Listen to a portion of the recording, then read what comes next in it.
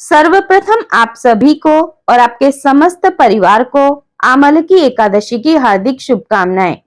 आज की वीडियो में हम आपको फाल्गुन शुक्ल पक्ष की आमलकी एकादशी के महत्व, शुभ मुहूर्त, पारण समय, पारण कब व किस वस्तु से करना चाहिए, भगवान को क्या भोग लगाएं एवं व्रत नियम, इन सभी के विषय में संपूर्ण जानकारी प्रदान करने जा रहे हैं। यदि आपको हमारी जानकारी पसंद आए तो लाइक व शेयर और कमेंट जरूर करें और चैनल को सब्सक्राइब जरूर करें और बेल आइकन का बटन प्रेस करें ताकि हमारी आने वाली वीडियोस के नोटिफिकेशंस आपको मिलते रहें। एकादशी व्रत का अपना विशेष महत्व होता है। यह सभी प्रकार के पाप व ताप को नष्ट करने वाला व्रत है। एकादशी व्रत प्रत्येक मास में कृष्ण पक्ष व शुक्ल पक्ष की एकादशी तिथि को धारण किया जाता है। यह व्रत भगवान श्री हरि का परम प्रिय व्रत है। सभी एकादशी का अपना विशेष महत्व है। उसी प्रकार फाल्गुन शुक्ल आमलकी एकादशी का भी अपना विशेष महत्व है। फाल्गुन मास के शुक्ल पक्ष की आमलकी एकादशी का व्रत सभी व्रतों से उत्तम और अंत में मोक्ष प्रदान करने वाला है। इस व्रत को करने से समस्त पाप नष्ट हो जाते हैं। इस व्रत का फल 1000 गौदान के फल के बराबर होता है। जो भी मनुष्य आमलकी एकादशी का व्रत धारण करते हैं वो प्रत्येक कार्य में सफल होते हैं और श्री हरि की कृपा से अंत में विष्णु लोक को जाते हैं। इस दिन आंवले के वृक्ष की पूजा की जाती है तथा आंवले के वृक्ष के नीचे बैठकर भगवान विष्णु, माता लक्ष्मी तथा भगवान के परशुराम स्वरूप की पूजा की जाती है। इस दिन आंवले के वृक्ष के नीचे कलश स्थापित करके उसमें सुपारी, जल, द्रव्य, आम के पत्ते डालकर उसके ऊपर एक पात्र रखकर उस पर भगवान परशुराम जी की प्रतिमा स्थापित करके भगवान नारायण, माता लक्ष्मी तथा भगवान परशुराम जी का गंध, पुष्प, धूप, दीप, नैवेद्य आदि से पूजन करना चाहिए। इस दिन भगवान को आंवले का भोग लगाना चाहिए और उसे प्रसाद स्वरूप ग्रहण करना चाहिए। भगवान का जब भी पूजन करें तो भगवान को तुलसी दल अवश्य अर्पित करें। भगवान को जो भी भोग लगाएं उसमें तुलसी पत्र अवश्य डालना चाहिए।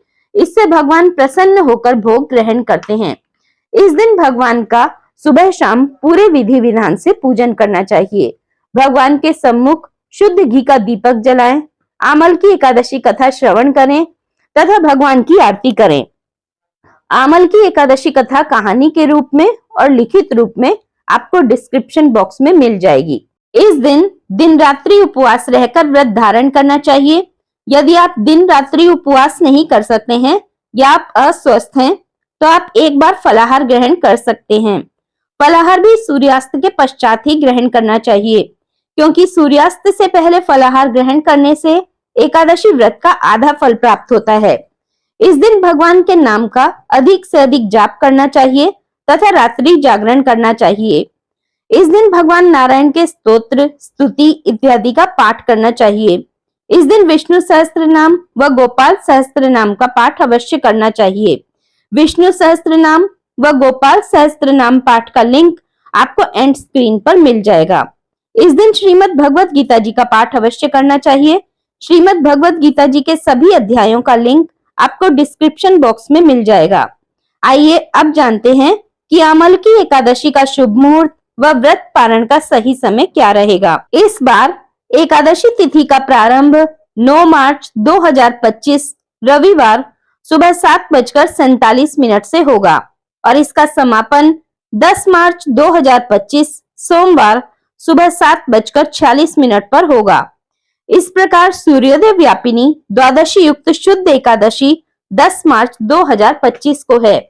इसलिए सभी भक्तजन आमलकी एकादशी व्रत 10 मार्च 2025 सोमवार को ही धारण करेंगे। व्रत का पारण हरिवासर में नहीं किया जाता है। हरिवासर का समय द्वादशी तिथि का पहला चौथाई हिस्सा होता है। द्वादशी तिथि की समाप्ति 11 मार्च 2025 मंगलवार सुबह 8:15 पर है। इसलिए व्रत पारण का समय 11 मार्च 2025 मंगलवार सुबह 6:35 से सुबह 8:13 तक रहेगा।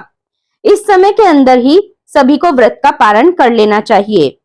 आमलकी एकादशी व्रत का पारण गाय के दूध की दही से किया जाता है। यदि यह संभव ना हो तो आप फल, जल व तुलसी पत्र से व्रत का पारण कर सकते हैं।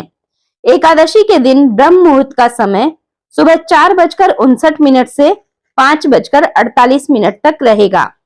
एकादशी के दिन व्रती को शुद्ध व सात्विकता का पालन करना चाहिए।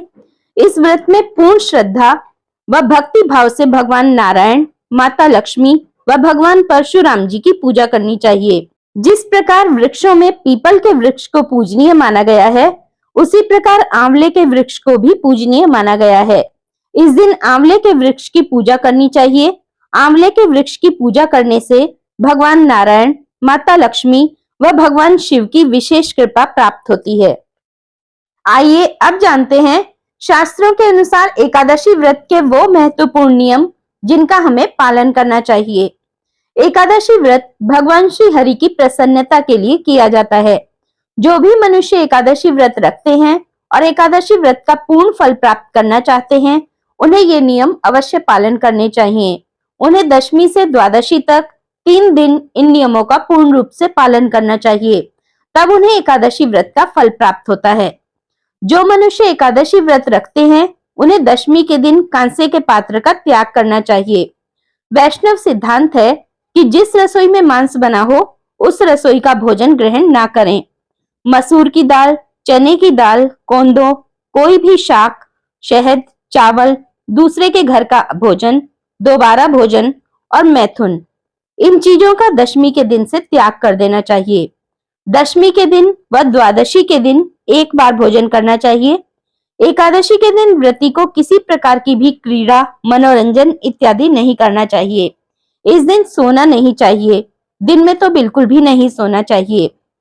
वृक्ष से तोड़कर दातुन नहीं करना चाहिए, पान नहीं खाना चाहिए, किसी की निंदा नहीं करनी चाहिए, चुगली नहीं करनी चाहिए, अधिकतर मौन धारण करना चाहिए, कम से कम बात करनी चाहिए।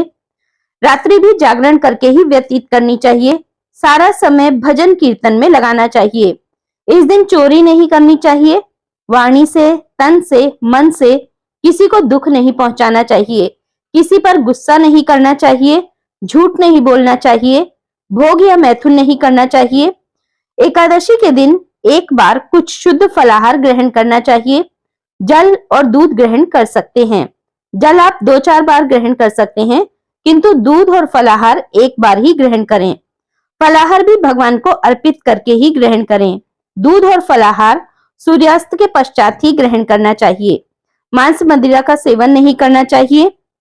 जो मनुष्य दशमी से द्वादशी तक इन नियमों का पूर्ण रूप से पालन करता है, उसे एकादशी व्रत का फल अवश्य प्राप्त होता है।